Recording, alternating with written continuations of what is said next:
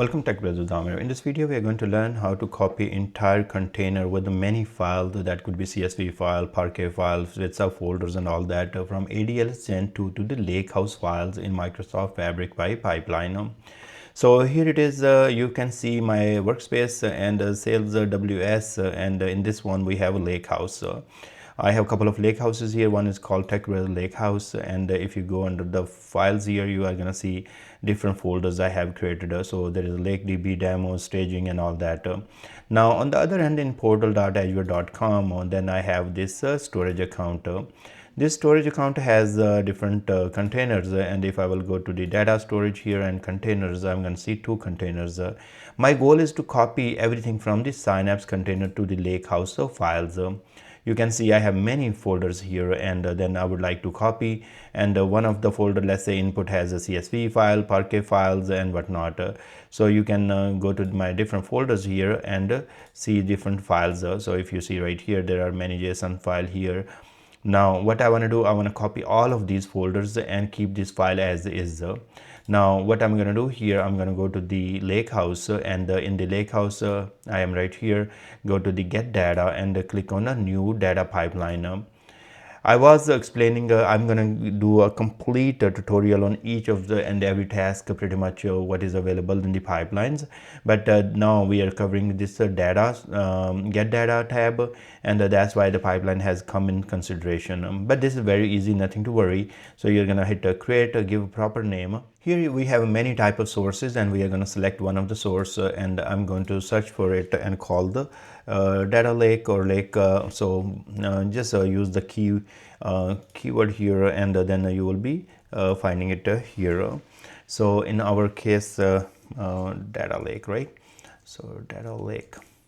Now see right here we have Azure Data Lake Storage Gen2. I selected that one, and here I'm going to provide the connection. So you see that you have to provide your storage name .dfs.core.window.net.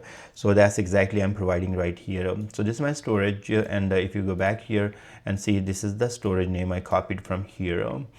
And that's I placed with this. So rest of that, the things are going to be constant, no changes. And here is your storage name.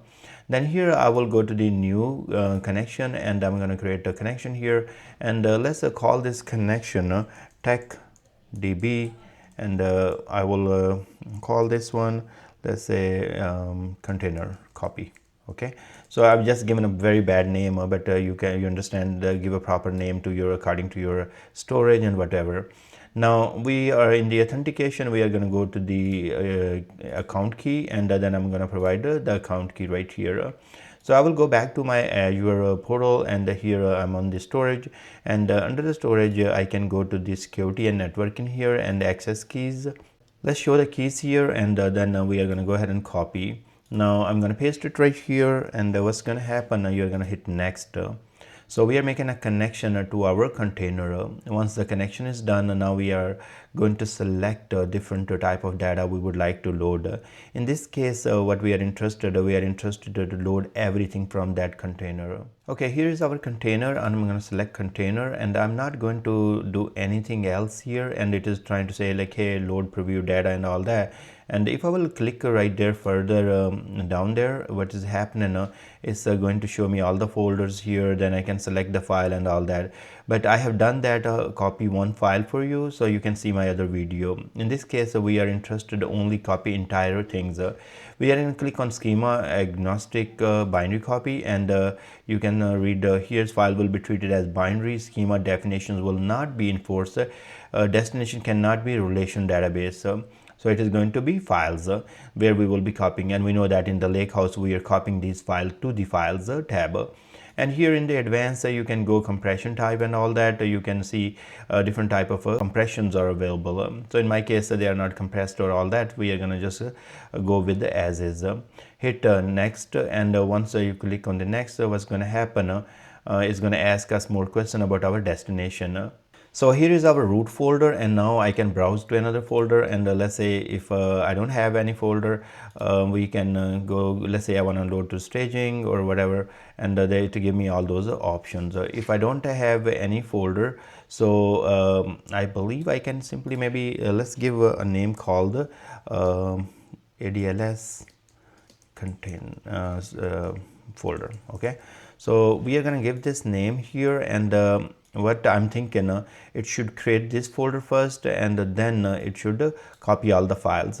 So in this it says copy behavior. What I'm doing here, I'm saying hey, preserve the hierarchy. So under this folder, preserve the hierarchy, load everything, and I'm gonna hit next here, and what's gonna happen, you can see right there, it is telling me it's going to go to the Tech Brothers Lakehouse, and the folder name is ADLS folder. This folder is not there yet, and my understanding it will create a new folder. So let's see if it does. Now we will start data transfer immediately, and save and run. It should go ahead and start our pipeline, and it should start copying the data. So now the pipeline is running successfully, and now if we click right here in the canvas, and you can see it is queued right now, and then it's going to go in progress and success. We might have issue with the creating a new folder, and if that happens, I will go ahead and create that folder manually, and then we should be fine now. So let's go to the Lakehouse here, and in the Lakehouse I'm going to refresh this tab and see if it help to create that. So still it's working. Okay, finally it actually did create the folder if you will provide it there. So this was the first time I was doing this test. So our pipeline is completed successfully. Let me take you to pipeline again, and let's see if we click right here, and it's going to show us all the details. Now you can see right here data read is 45 KB, and there are 79 files, and there were different files like Parquet and everything, and you can see it took 22 seconds. We are going to close this, and we will go back to our Lakehouse, and here in the Lakehouse this folder is created. I'm going to refresh just one time, and then we are gonna scroll further down and drill into it. So if I go to the input folder here and click right there, I can see all the files which were under the input folder, they are here. So it is right here. If I go back and show you under the data storage containers, and then we can go to the input folder here, and you can see all those files are there in this Lakehouse as well. Now let me take you to the other and remember that one of the folder we were taking a look that has Parquet file, and what was that, Lakehouse DB. Yep, so Lake DB demo, and then a product JSON. So you can see that there were JSON files. So if I will go to the Lake DB demo, you can see the product JSONs, and see right there. So these files are there as well. So that's good, and I think we are all good here, and it has copied all the files and in the subfolders and everything. So that's great. And this is how you will read the container from your ADLS Gen2, and then copy all the files to your Lakehouse folder.